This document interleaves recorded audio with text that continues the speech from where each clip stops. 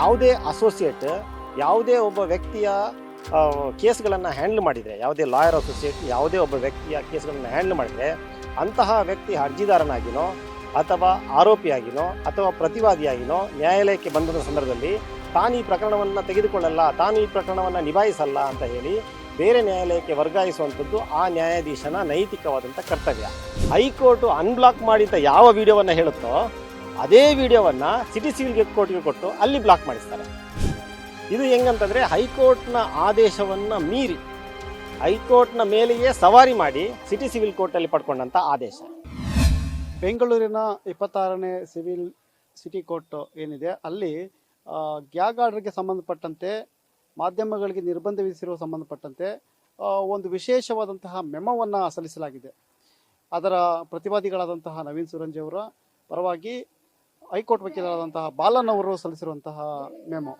ಇದೇನು ಮೆಮೋ, ಯಾಕೆ ಸಲ್ಲಿಸಿದ್ದಾರೆ, ಇದರ ಹಿನ್ನೆಲೆ ಏನು, ಇದೆಲ್ಲ ವಿಚಾರಗಳನ್ನು ತಿಳಿಸ್ಕೊಡ್ಲಿಕ್ಕೆ ನಮ್ಮೊಂದಿಗೆ ಸ್ವತಃ ಪತ್ರಕರ್ತರಾದಂತಹ ನವೀನ್ ಸೂರಂಜೆ ಅವರಿದ್ದಾರೆ. ಸರ್, ಏನಿದು ಮೆಮೋ ಸ್ವಲ್ಪ ಬ್ರೀಫ್ ಮಾಡಿ ಹೇಳ್ಬೋದಾ? ಒಂದು ಸಿಟಿ ಸಿವಿಲ್ ಕೋರ್ಟ್ 26 ಬೆಂಗಳೂರು, ಇಲ್ಲಿ 338 ಜನ ಜೊತೆಗೆ ಜಾನ್ ಡೋ ಆರ್ಡರ್, ಒಟ್ಟು 339 ಜನ ಇವರ ಜನ ಮತ್ತು ಸಂಸ್ಥೆಗಳ ವಿರುದ್ಧ, ಪತ್ರಕರ್ತರು, ಹೋರಾಟಗಾರರು ಸಂಸ್ಥೆಗಳ ವಿರುದ್ಧ ತಡೆಯಾಜ್ಞೆಯನ್ನು ಹರ್ಷೇಂದ್ರ ಕುಮಾರ್, ಧರ್ಮಸ್ಥಳದ ಹರ್ಷೇಂದ್ರ ಕುಮಾರ್ ಅವರು ತಡೆಯಾಜ್ಞೆ ತಂದಿದ್ದಾರೆ. ಈ ತಡೆಯಾಜ್ಞೆ ತರುವಂಥ ಸಂದರ್ಭದಲ್ಲಿ ಗ್ಯಾಗ್ ಆರ್ಡ್ರನ್ನು ಕೊಡಲಾಗಿದೆ. ಅಂದರೆ ಎಕ್ಸ್ಪಾರ್ಟಿ ಗ್ಯಾಗ್ ಆರ್ಡರ್, ನಮ್ಮ ಯಾರನ್ನು ಕೇಳದೇನೆ ನಮ್ಮ ವಿವರಣೆಯನ್ನು ಕೇಳದೇನೆ ಎಕ್ಸ್ಪಾರ್ಟಿ ಆರ್ಡರನ್ನು ಮಾಡಲಾಗಿದೆ. ಇದನ್ನು ಪ್ರಶ್ನೆ ಮಾಡಿ ನಾನು, ಭೈರಪ್ಪ ಹರೀಶ್ ಕುಮಾರ್ ಮತ್ತು ಮುನೀರ್ ಕಾಟಿಪಳ್ಳ ಮೂವರು ಇದನ್ನು ಪ್ರಶ್ನೆ ಮಾಡಿ ಅಬ್ಜೆಕ್ಷನನ್ನು ಅಲ್ಲಿಗೆ ಸಲ್ಲಿಸಿದ್ವಿ. ಅಬ್ಜೆಕ್ಷನ್ ಸಲ್ಲಿಸಿದ ನಂತರ ಇದನ್ನು ಸ್ಟೇಯನ್ನು ವೆಕೇಟ್ ಮಾಡಬೇಕು, ಸ್ಟೇಯನ್ನು ತೆರವುಗೊಳಿಸಬೇಕು ಅಂತ ಹೇಳಿ ಅವರಿಗೆ ಸ್ಟೇ ವೆಕೇಟಿಂಗ್ ಅಪ್ಲಿಕೇಶನ್ ಕೂಡ ಸಲ್ಲಿಸಿದ್ದೀವಿ.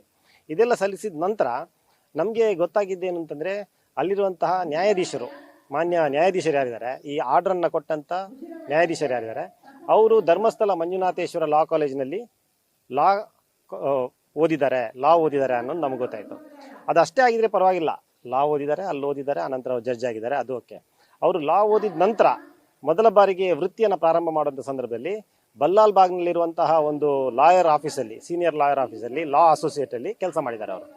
ಆ ಲಾ ಅಸೋಸಿಯೇಟ್ಗೆ ಡಾಕ್ಟರ್ ಡಿ ವೀರೇಂದ್ರ ಹೆಗಡೆ ಅವರ ಪ್ರಕರಣ ಅವರಿಗೆ ಕೊಡ್ತಾರೆ, ಆ ಲಾಯರ್ಗೆ ಕೊಡ್ತಾರೆ. ಅಲ್ಲಿ ಇದೇ ನ್ಯಾಯಾಧೀಶರು, ಈಗ ಯಾರು ನ್ಯಾಯಾಧೀಶರಿದ್ದಾರೋ ಧರ್ಮಸ್ಥಳದ ಪರವಾಗಿ ಆದೇಶ ಕೊಟ್ಟಂಥ ನ್ಯಾಯಾಧೀಶರು ಅಲ್ಲಿ ಜೂನಿಯರ್ ವಕೀಲರಾಗಿ ಕೆಲಸ ಮಾಡಿದ್ದಾರೆ, ಅಸೋಸಿಯೇಟ್ ವಕೀಲರಾಗಿ ಕೆಲಸ ಮಾಡಿದ್ದಾರೆ. ಆದ್ದರಿಂದ ಧರ್ಮಸ್ಥಳದವರ ಅಷ್ಟೂ ಫೈಲ್ಗಳನ್ನು ಇವರು ಹ್ಯಾಂಡಲ್ ಮಾಡಿದ್ದಾರೆ, ಈ ಜಡ್ಜ್ ಹ್ಯಾಂಡಲ್ ಮಾಡಿದ್ದಾರೆ. ಯಾವುದೇ ಅಸೋಸಿಯೇಟ್ ಯಾವುದೇ ಒಬ್ಬ ವ್ಯಕ್ತಿಯ ಕೇಸ್ಗಳನ್ನು ಹ್ಯಾಂಡಲ್ ಮಾಡಿದರೆ, ಯಾವುದೇ ಲಾಯರ್ ಅಸೋಸಿಯೇಟ್ ಯಾವುದೇ ಒಬ್ಬ ವ್ಯಕ್ತಿಯ ಕೇಸ್ಗಳನ್ನು ಹ್ಯಾಂಡಲ್ ಮಾಡಿದರೆ ಅಂತಹ ವ್ಯಕ್ತಿ ಅರ್ಜಿದಾರನಾಗಿನೋ ಅಥವಾ ಆರೋಪಿಯಾಗಿನೋ ಅಥವಾ ಪ್ರತಿವಾದಿಯಾಗಿನೋ ನ್ಯಾಯಾಲಯಕ್ಕೆ ಬಂದ ಸಂದರ್ಭದಲ್ಲಿ ತಾನು ಈ ಪ್ರಕರಣವನ್ನು ತೆಗೆದುಕೊಳ್ಳಲ್ಲ, ತಾನು ಈ ಪ್ರಕರಣವನ್ನು ನಿಭಾಯಿಸಲ್ಲ ಅಂತ ಹೇಳಿ ಬೇರೆ ನ್ಯಾಯಾಲಯಕ್ಕೆ ವರ್ಗಾಯಿಸುವಂಥದ್ದು ಆ ನ್ಯಾಯಾಧೀಶನ ನೈತಿಕವಾದಂಥ ಕರ್ತವ್ಯ.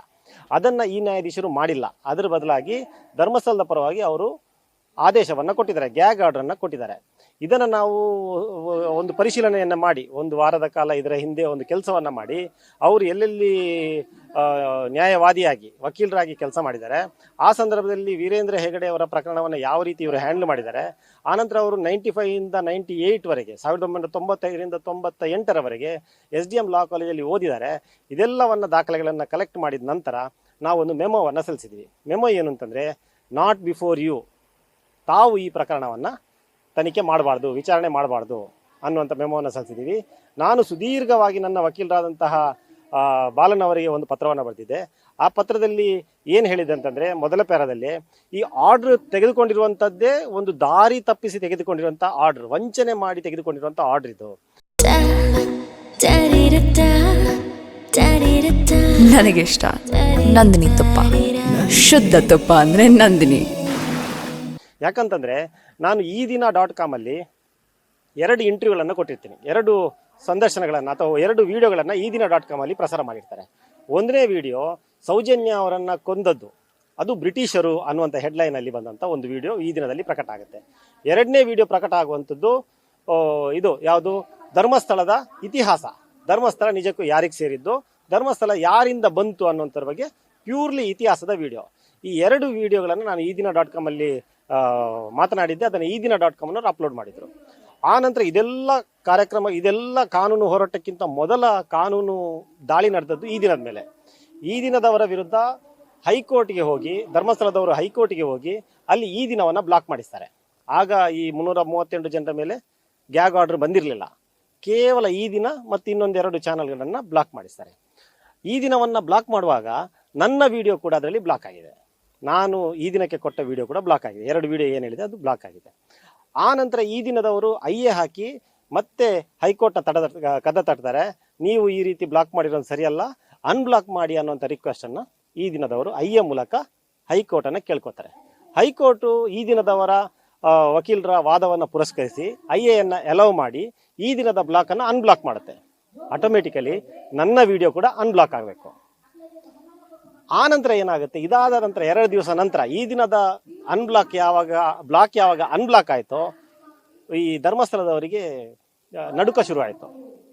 ಇದು ಅನ್ಬ್ಲಾಕ್ ಆಯಿತು ಈ ದಿನ, ಸೊ ಏನಾದರೂ ಮಾಡಬೇಕು ಅಂತಂದರೆ ಇನ್ನೊಮ್ಮೆ ಈ ದಿನದ ಮೇಲೆ ಆರ್ಡರ್ನ ತರೋಕ್ಕಾಗಲ್ಲ. ಯಾಕಂದರೆ ಒಮ್ಮೆ ಹೈಕೋರ್ಟ್ ಅನ್ಬ್ಲಾಕ್ ಮಾಡಿದ ನಂತರ ಮತ್ತೆ ಬ್ಲಾಕ್ ಮಾಡ್ಸೋಕ್ಕಾಗಲ್ಲ. ಅದಕ್ಕೇನು ಮಾಡ್ತಾರೆ ಅಂತಂದರೆ ಈ ದಿನದ ಡೌನ್ಲೋಡ್ ಮಾಡಿದಂಥ ಹಳೆ ವಿಡಿಯೋಗಳನ್ನು, ನಮ್ದು ಅದೇ ವಿಡಿಯೋಗಳನ್ನು ಸಿಟಿ ಸಿವಿಲ್ ಕೋರ್ಟಿಗೆ ಹಾಕಿ ಅಲ್ಲಿ ಈ ಗ್ಯಾಗ್ ಆರ್ಡರ್ನ ಪಡ್ಕೊಳ್ತಾರೆ. ಅಂದರೆ ಹೈಕೋರ್ಟು ಅನ್ಬ್ಲಾಕ್ ಮಾಡಿದಂಥ ಯಾವ ವಿಡಿಯೋವನ್ನು ಹೇಳುತ್ತೋ ಅದೇ ವಿಡಿಯೋವನ್ನು ಸಿಟಿ ಸಿವಿಲ್ ಕೋರ್ಟಿಗೆ ಕೊಟ್ಟು ಅಲ್ಲಿ ಬ್ಲಾಕ್ ಮಾಡಿಸ್ತಾರೆ. ಇದು ಹೆಂಗಂತಂದರೆ ಹೈಕೋರ್ಟ್ನ ಆದೇಶವನ್ನು ಮೀರಿ ಹೈಕೋರ್ಟ್ನ ಮೇಲೆಯೇ ಸವಾರಿ ಮಾಡಿ ಸಿಟಿ ಸಿವಿಲ್ ಕೋರ್ಟಲ್ಲಿ ಪಡ್ಕೊಂಡಂಥ ಆದೇಶ. ಇದರ ಹಿನ್ನೆಲೆಯಲ್ಲಿ ನಮಗೆ ಡೌಟ್ ಬಂತು. ಯಾಕಂತಂದರೆ ಇಲ್ಲಿ 65B ಸರ್ಟಿಫಿಕೇಟ್ ಹಾಕದೇನೆ 65B ಯಾವುದೇ ಡಿಜಿಟಲ್ ಸಾಕ್ಷ್ಯವನ್ನು ಕೋರ್ಟ್ಗೆ ಕೊಡೋ ಸಂದರ್ಭದಲ್ಲಿ 65B ಸರ್ಟಿಫಿಕೇಟ್ ಇರಬೇಕು. 65B ಸರ್ಟಿಫಿಕೇಟ್ ಹಾಕದೇನೆ 8,500ಕ್ಕೂ ಹೆಚ್ಚು ಡಿಜಿಟಲ್ ಸಾಕ್ಷ್ಯಗಳನ್ನು ಡಿಲೀಟ್ ಮಾಡಿ ಅಂತ ಒಂದು ನ್ಯಾಯಾಧೀಶರು ಹೇಳ್ತಾರಂತಂದರೆ ಇದರ ಹಿಂದೆ ಏನೋ ಒಂದು ಸಂಚಿದೆ ಅನ್ನುವಂಥದ್ದು ನಮಗೆ ಗೊತ್ತಾಗುತ್ತೆ. ಸಂಚು ಯಾರು ಮಾಡಿದ್ದು ಅಂತಂದರೆ ಡಾಕ್ಟರ್ ಡಿ ಹರ್ಷೇಂದ್ರ ಕುಮಾರ್ ಅರ್ಜಿದಾರರು ಆ ಸಂಚನ್ನು ಮಾಡಿದ್ದಾರೆ. ಆದ್ದರಿಂದ ಇದರ ಬೆನ್ನತ್ತಿನ ಸಂದರ್ಭದಲ್ಲಿ ಈ ನ್ಯಾಯಾಧೀಶರು ಕೂಡ SDM ಕಾಲೇಜಲ್ಲಿ ಓದಿದ್ದಾರೆ, ಜೊತೆಗೆ ವೀರೇಂದ್ರ ಹೆಗಡೆ ಅವರ ಪ್ರಕರಣವನ್ನು ಹ್ಯಾಂಡಲ್ ಮಾಡ್ತಾ ಇದ್ದಂತಹ ಲಾ ಅಸೋಸಿಯೇಟಲ್ಲಿ ಕೆಲಸ ಮಾಡಿದ್ದಾರೆ ಅನ್ನುವಂಥದ್ದು ಗೊತ್ತಾದ ನಂತರ ನಾವು ಅಲ್ಲಿಗೆ ನಾಟ್ ಬಿಫೋರ್ ಯು ಅರ್ಜಿಯನ್ನು ಹಾಕಿದ್ವಿ, ಮೆಮೋವನ್ನು ಹಾಕಿದ್ವಿ. ಮೆಮೋ ಹಾಕಿದ ನಂತರ ಈಗ ನ್ಯಾಯಾಧೀಶರು ಅವರೇ ಖುದ್ದಾಗಿ ಹೇಳಿದ್ದಾರೆ, ಹೌದು ನಾನು ವೀರೇಂದ್ರ ಹೆಗಡೆಯ ಪ್ರಕರಣವನ್ನು ಹ್ಯಾಂಡಲ್ ಮಾಡ್ತಾ ಇದ್ದಂತಹ ಒಂದು ಲಾ ಅಸೋಸಿಯೇಟಲ್ಲಿ ಕೆಲಸ ಮಾಡಿದ್ದೆ, ಅದೂ ನಿಜ ಅನ್ನುವಂಥ ಓಪನ್ ಕೋರ್ಟಲ್ಲಿ ಹೇಳಿದ್ದಾರೆ. ಆನಂತರ ನಾನು SDM ಲಾ ಕಾಲೇಜಲ್ಲಿ ಓದಿದ್ದು ಕೂಡ ನಿಜ ಅನ್ನುವಂಥದ್ದನ್ನು ಓಪನ್ ಕೋರ್ಟಲ್ಲಿ ಹೇಳಿದ್ದಾರೆ. ಅವರು ತಮ್ಮ ಆದೇಶದಲ್ಲಿ ಕೂಡ ಅದನ್ನು ಬರೆದಿದ್ದಾರೆ, ಹೌದು ನಾನು ಲಾ ಮಾಡಿದ್ದು SDM ಅಲ್ಲಿ, ಆ ಲಾ ಕಾಲೇಜು ವೀರೇಂದ್ರ ಹೆಗಡೆ ಅವರಿಗೆ ಸಂಬಂಧಪಟ್ಟದ್ದು ಅನ್ನುವಂಥದ್ದನ್ನು ಕೂಡ ಅವರು ಅವರ ಆರ್ಡ್ರಲ್ಲಿ ಹೇಳಿದ್ದಾರೆ. ಅದೆಲ್ಲವನ್ನು ಉಲ್ಲೇಖ ಮಾಡಿ ಈ ಪ್ರಕರಣವನ್ನು ನನ್ನಿಂದ ಬೇರೆ ಕಡೆಗೆ ವರ್ಗಾಯಿಸಿ ಅಂತೇಳಿ ಖುದ್ದು ನ್ಯಾಯಾಧೀಶರೇ ಆರ್ಡ್ರಲ್ಲಿ ಬರೆದಿದ್ದಾರೆ. ನನ್ನ ಫೇವರೇಟ್ ನಂದಿನಿ ಚೀಸ್. ಈಗ ಎಲ್ಲರ ಫೇವರೇಟ್ ನಂದಿನಿ ಚೀಸ್. ಒಟ್ಟಾಗೆ ಏನು ನಿಮ್ಮ ಮೆಮೋ ಪ್ರಕಾರ ಬೇರೆಯವರಿಗೆ ವರ್ಗಾಯಿಸ್ತಾ ಇದ್ದಾರೆ? ಹೌದು, ಬೇರೆಯವರಿಗೆ ವರ್ಗಾಯಿಸ್ತಾರೆ. ಈಗ ಈ ಪ್ರಕರಣ ಈಗ ಯಾರು ಗ್ಯಾಗ್ ಆರ್ಡರ್ ಕೊಟ್ಟರು ಅವರ ಮುಂದೆ ನಡೆಯಲ್ಲ. ನಾವು ಯಾರು ಅವರ ಮುಂದೆ ಹೋಗಬೇಕಾಗಿಲ್ಲ, ನಾನಂತೂ ಹೋಗಲಿ ಯಾರು ಹೋಗಬೇಕಾಗಿಲ್ಲ. 338 ಜನರು ಕೂಡ ಈಗ ಯಾರು ಗ್ಯಾಗ್ ಆರ್ಡರ್ ಕೊಟ್ಟರು ಅದೇ ಜಡ್ಜ್ನ ಮುಂದೆ ಹೋಗಬೇಕಾದಂಥ ಪರಿಸ್ಥಿತಿ ಇಲ್ಲ. ಬೇರೆ ಜಡ್ಜ್ಗೆ ಅದನ್ನು ವರ್ಗಾವಣೆಯನ್ನು ಮಾಡ್ತಾರೆ, ಅಲ್ಲಿ ವಿಚಾರಣೆ ನಡೆಯುತ್ತೆ.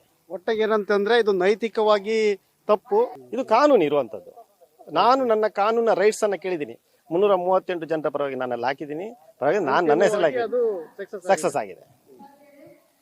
ಇದಿಷ್ಟು ನವೀನ್ ಸುರಂಜಿ ಅವರ ಮಾತುಗಳು. ಕ್ಯಾಮರಾ ಪರ್ಸನ್ ಮುಸಫಾ ಜೊತೆ ಯತಿರಾಜ್ ಬೆಳಹಳ್ಳಿ, ಬೆಳ್ತಂಗಡಿ. ಮತ್ತಷ್ಟು ವಿಶೇಷ ವಿಡಿಯೋಗಳನ್ನು ನೋಡಲು ಮತ್ತು ಹೊಸ ವಿಡಿಯೋಗಳ ಬಗ್ಗೆ ತಿಳಿಯಲು ಈ ದಿನ .com ಯೂಟ್ಯೂಬ್ ಚಾನೆಲ್ ಸಬ್ಸ್ಕ್ರೈಬ್ ಮಾಡಿ ಮತ್ತು ಬೆಲ್ ಐಕಾನ್ ಕ್ಲಿಕ್ ಮಾಡಿ.